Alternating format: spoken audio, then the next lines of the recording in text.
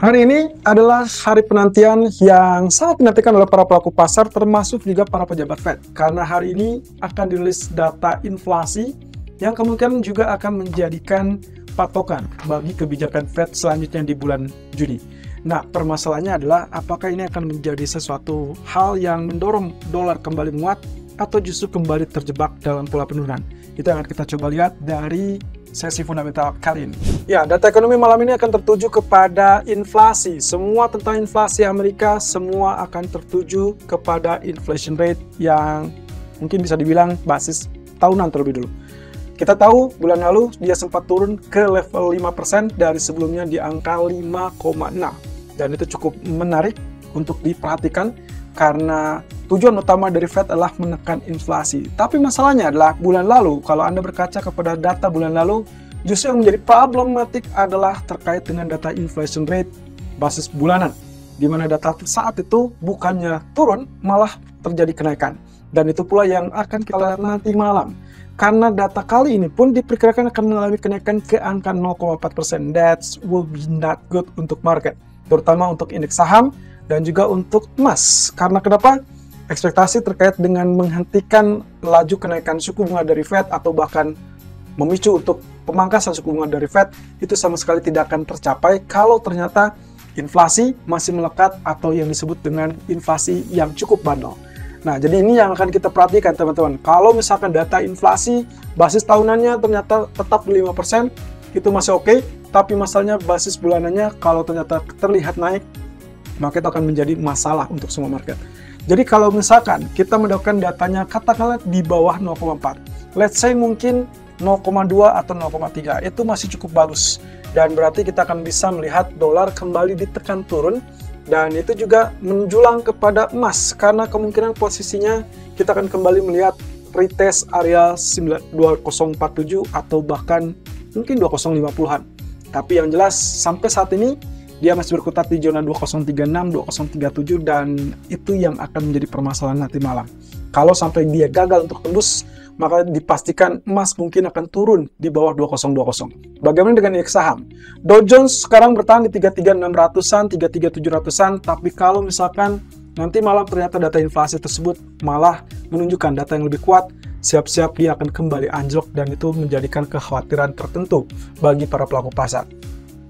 Ya, kemudian yang akan kita lihat selama minggu ini adalah selain data CPI, tentunya langsung fokusnya akan tertuju kepada data yang diumumkan atau yang kurang lebih kebijakan suku bunga yang akan diumumkan dari BOE.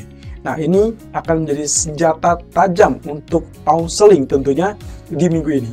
Termasuk juga data GDP yang ada di hari Jumat dan juga data consumer sentiment Amerika yang akan menutup sentimen market di hari Jumat. Tapi kabar terbaru terkait dengan pembahasan debt ceiling sayangnya belum akan didapatkan untuk hari ini karena tadi malam negosiasi dinyatakan belum tuntas. Ya, Presiden Biden mengatakan negosiasi memang berjalan produktif, bahkan kemungkinan mereka akan bertemu kembali di hari Jumat. Tapi masalahnya adalah kita masih belum dapat gejala-gejala tertentu yang memungkinkan bahwa mereka mencapai kesepakatan. Walaupun dalam hal ini sang senator mengatakan bahwa Amerika tidak akan sampai gagal bayar. Dan itu yang ditegaskan dalam pertemuan, bahwasanya semua setuju bahwa default bukanlah opsi terbaik. Dan untuk hari ini, kemungkinan dilanjutkan oleh pertemuan antar staf Gedung Putih dan juga legislatif. Ya, pada akhirnya, Biden mempertimbangkan juga untuk solusi terakhir. Kalau sampai gagal untuk mencapai kesepakatan sampai detik-detik terakhir menjelang awal Juni, mereka mengatakan kemungkinan Departemen Keuangan akan kehabisan uang di tanggal 1 Juni. Dan itu yang dicoba dihindari. Oleh karenanya dalam 2 minggu ke depan, saya rasa ini akan menjadi titik volatility yang cukup mungkin membayangi market. Dan akhirnya Biden memilih solusinya adalah terkait dengan amandemen ke-14. Apa itu? Amandemen ke-14 ini adalah amandemen yang diadopsi dari Konstitusi Amerika Serikat di tahun 1868. Isinya di salah satu part atau salah satu bagian yaitu Section 4 yang mengatakan bahwa kemungkinan Presiden tidak membutuhkan persetujuan dari Kongres untuk menaikkan plafon utang tersebut. Dan Kalau misalkan ada yang menentang atau bahkan mempertanyakan, maka itu dianggap inkonstitusional. Wow, ini cukup menarik. Apakah seorang Presiden Biden akan melakukannya atau tidak? Sampai saat ini belum ada keputusan, tapi menjadi pertimbangan Biden. Itu akan menjadi catatan sejarah tentunya. Tapi apakah peristiwa 2011 akan kembali terulang di mana pemerintahan Amerika terpaksa shutdown?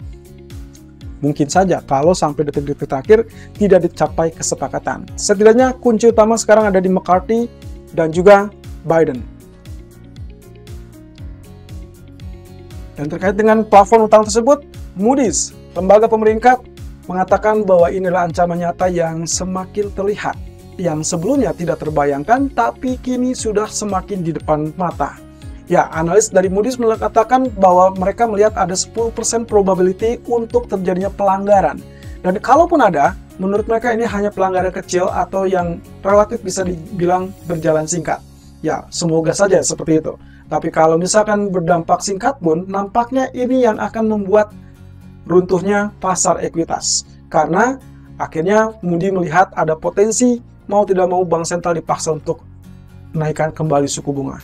Apakah itu yang akan terjadi? Tapi pernyataan dari Janet Yellen kemarin mengingatkan kepada saya bahwa justru itu akan menekan kepada bank sentral untuk segera memangkas suku bunga. Padahal kita tahu Powell dan juga kolega di FOMC Mei kemarin mengatakan tidak ada rencana sama sekali untuk melakukan pemangkasan suku bunga.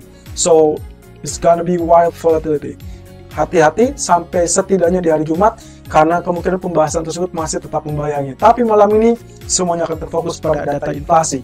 Dan inflasi yang lunak menurut Goldman Sachs, kemungkinan itu akan mengakibatkan lonjakan di pasar saham. So, Anda yang menantikan rally di pasar saham, Anda harus menantikan data tersebut betul-betul confirm di bawah ekspektasi.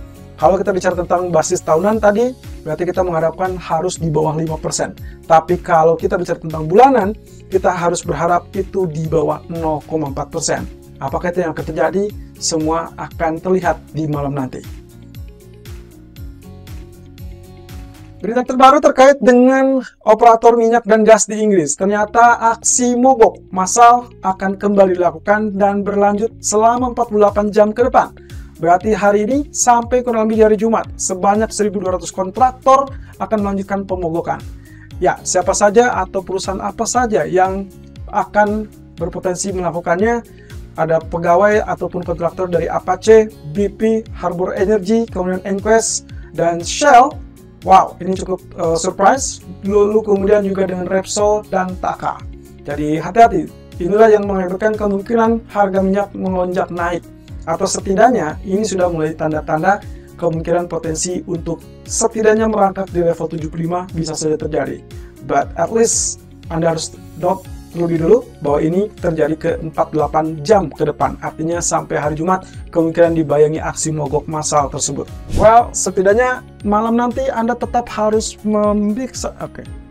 setidaknya Anda harus memastikan bahwa di jam 19.30 Anda harus cek terlebih dulu data ekonomi kalender yang memungkinkan untuk volatility market. Karena hari ini itu adalah data inti yang paling dinantikan oleh para pelaku pasar.